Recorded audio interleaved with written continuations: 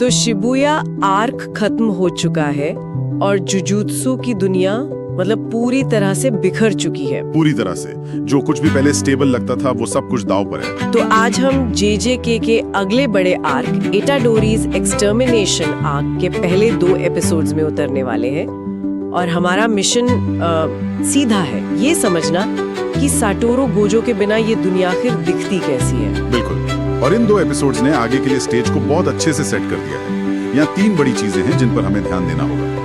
पहला, गोजो के जाने से जो पावर वैक्यूम बना है उसने पुराने सिस्टम में दरारें डाल दी हैं। सही। दूसरा, जेनिन क्लैन की अंदरूनी पॉलिटिक्स जो अब खुलकर सामने आ रही हैं। और तीसरा, एक नया जानलेवा खेल जिसे कलिंग गेम कहा जा रहा है, जो कहानी को एक बिल्कुल नए लेवल पर ले जाने वाला है। एग्जैक्टली। ठीक है, तो शुरू करते हैं जेनिन क्लैन से। कहानी हमें सीधे उनके बीच ले जाती है और वहाँ हमारी मुलाकात होती है नोया जेनिन से। ओ नोया।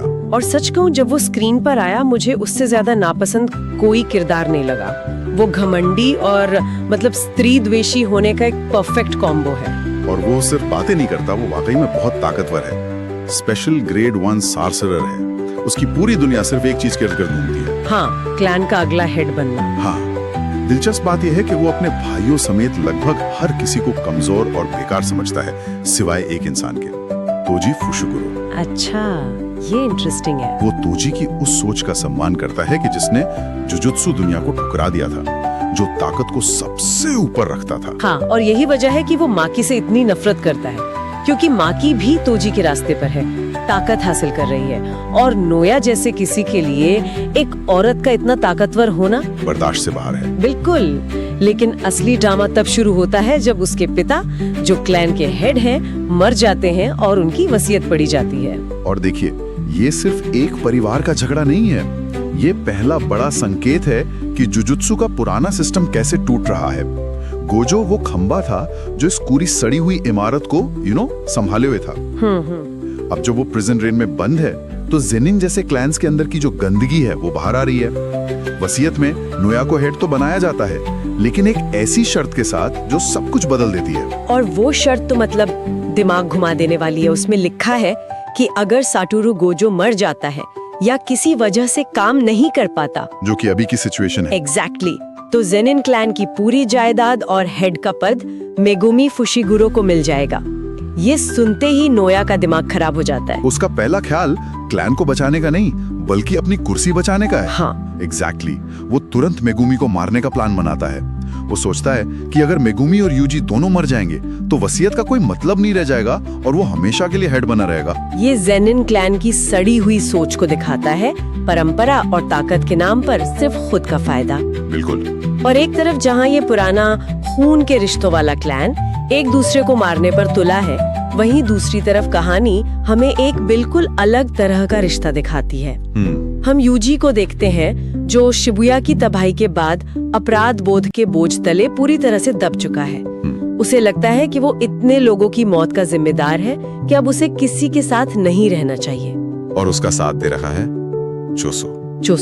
और चोसो और यूजी का ये गठबंधन सिर्फ एक मजबूरी का गठबंधन नहीं है, ये जुजुत्सु दुनिया के पुराने सिस्टम को सीधी चुनौती है। कैसे? सोचिए, चोसो जिसके भाइयों को यूजी ने मारा था, अब उसे अपना छोटा भाई मानकर उसकी रक्षा कर रहा है। ये दिखाता है कि असली ताकत खून के रिश्तों में नहीं बल्कि मुश्किल समय में एक दूसरे का साथ देने में है। ये एक चुना हुआ परिवार है जो उस विरासत वाले परिवार से कहीं ज्यादा मजबूत है। क्या कमाल का पॉइंट है। बिल्कुल। सो ये देखकर हैरान रह जाता है कि यूजी का अपनी कर्स्ड एनर्जी पर कंट्रोल कितना परफेक्ट है। वो उसे डीमन गॉड कहता है। ये दिखाता है कि यूजी शारीरिक और मानसिक रूप से टूटने के बावजूद कितना ज्यादा ताकतवर हो चुका है। हाँ, सुकुना का वेसल होने की वजह से उसका विकास नॉर्मल सासुरर से कहीं ज्यादा तेज है और चोसो इस बात को पहचानता है। और जैसे ही ये अजीब सी पार्टनरशिप बन रही होती है, उनका सामना होता है नोया से। नोया के मूव्स इतने तेज हैं कि यूजी और चोसो को कुछ समझ ही नहीं आता। स्पीड उसकी खासियत है। लेकिन इससे पहले कि ये लड़ाई आगे बढ़ती, सीन में एंट्री होती है एक और बड़े खिलाड़ी की, यूता ओकोत्सु। यूता जो आते ही ऐलान करता है कि वो यूजी इतादोरी को मारने वाला है। और बस उसी पल एक लड़ाई 2 अलग अलग लड़ाइयों में बढ़ जाती है। यूता का सामना यूजी से और नोया का चोसो से। ये एक शानदार सेटअप है जो हमें दो बिल्कुल अलग तरह के संघर्ष दिखाता है। पहला, वो देखकर सच में लगा कि यूजी का बचना नामुमकिन है। और यूता खुद बताता है कि उसके पास गोजो से भी ज्यादा कर्स्ड एनर्जी है, जो सुनने में अविश्वसनीय लगता है। हाँ, मैं भी चौंक। यूता के पास एक बहुत बड़ा पेट्रोल टैंक है, लेकिन गोजो का इंजन इतना परफेक्ट है कि वो लगभग 0 फ्यूल इस्तेमाल करता है। अच्छा होती है, लेकिन तभी रीका प्रकट होती है और यूजी को समझ ही नहीं आता कि ये क्या बला है, और लड़ाई का अंत इतना चौंकाने वाला होता है। बहुत शौक है। यूजी अपनी टूटी हुई तलवार यूजी के सीने में घुसा देता है और ऐसा लगता है कि यूजी मर चुका है। और बस वहां पर वो सीन कट हो जाता है। तो एक तरफ यूजी की कहानी इस शॉकिंग मोड़ पर आकर रुक जाती है, लेकिन ठीक उसी वक्त कुछ ही दूर पर एक और लड़ाई चल रही थी, जो सिर्फ ताकत की नहीं बल्कि उसूलों की थी। नोया बनाम चोसो। बिल्कुल, नोया जो अपने भाइयों से नफरत करता है और चोसो जो अपने भाइयों के लिए कुछ भी कर सकता है और अब यूजी को भी अपना भाई मानता है। ये लड़ाई उनके किरदारों का आईना थी। और चोसो यहां दिखाता है कि वो कितना स्मार्ट फाइटर है। उसे पता था कि वो स्पीड में नोया का मुकाबला नहीं कर सकता, इसलिए उसने अपनी ब्लड मैनिपुलेशन का नाटक करना पड़ रहा है। और फिर उसने तुरंत रिवर्स कर्स टेक्निक का इस्तेमाल किया, वही कमाल की टेक्निक जिससे कर्स एनर्जी को मारने के बजाय जिंदगी देने के लिए इस्तेमाल किया जाता है, और यूजी को वापस जिंदा कर दिया। ये दिखाता है कि सिस्टम कितना टूट चुका है।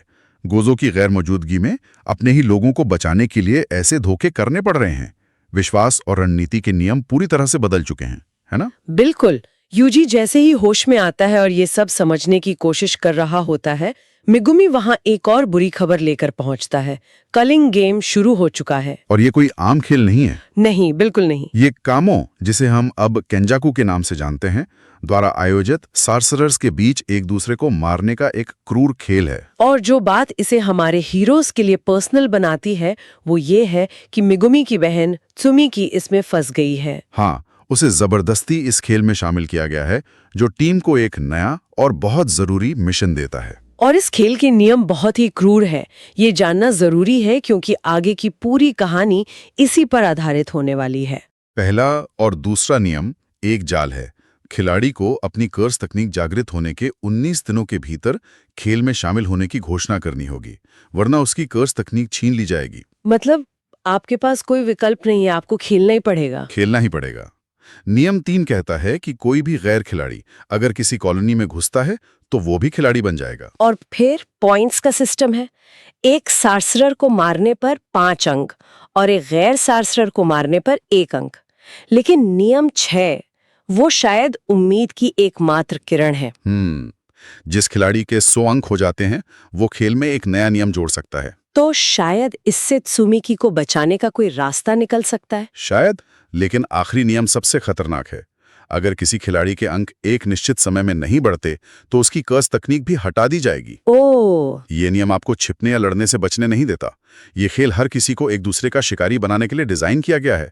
ये केंजाकू द्वारा बनाया गया अराजकता का एक इकोसिस्टम है। तो अब लक्ष्य सिर्फ जिंदा रहना नहीं है, मास्टर तेंगेन को ढूंढना, ताकि उन्हें गोजो को प्रिजन रेल्म से बाहर निकालने और केंजाकू की असली योजना के बारे में जवाब मिल सकें। लेकिन तेंगेन तक पहुंचना तो लगभग नामुमकिन है ना? बिल्कुल। उनका बैरियर हजारों दरवाजों से बना है जो चोसो उसे तेंगेन तक पहुंचने का तरीका पता है। ये कहानी बार बार इस बात पर जोर देती है कि इस नई टूटी हुई दुनिया में अप्रत्याशित गठबंधन ही जीवित रहने का एकमात्र रास्ता है। और इसी के साथ समूह माकी और यूकी के साथ फिर से मिलता है, चोसो का पीछा करता है और आखिरकार तेंगेन के स्थान पर पहुंच जाता है। लेकिन वहां कोई नहीं होता। एक पल के लिए तो लगता है कि सब हाँ, जैसे भी निराश होकर जाने लगते हैं, तेंगेन खुद प्रकट होता है और कहता है कि मैं तुम लोगों का इंतजार कर रहा था। वो उनके बारे में पहले से ही सब कुछ जानता है। ये एक जबरदस्त क्लिफ हैंगर है। बिल्कुल। इन 2 एपिसोड्स ने एक बहुत ही जटिल जाल बुना है। एक तरफ ज़ीनन क्लैन की अंदरूनी सत्ता की लड़ाई है जी। दूसरी तरफ एक जानलेवा नया खेल है जो हमारे हीरोज को लड़ने पर मजबूर कर रहा है। और इन सब के पीछे केंजाकू के अंतिम लक्ष्य का रहस्य है। ये साफ है कि गोजो के बिना हर कोई एक बहुत ज्यादा खतरनाक और अप्रत्याशित मैदान पर खेल रहा है जहां पुराने नियम अब लागू नहीं होते। बिल्कुल। और अंत में एक ऐसा विचार है जो सब कुछ बदल देता है।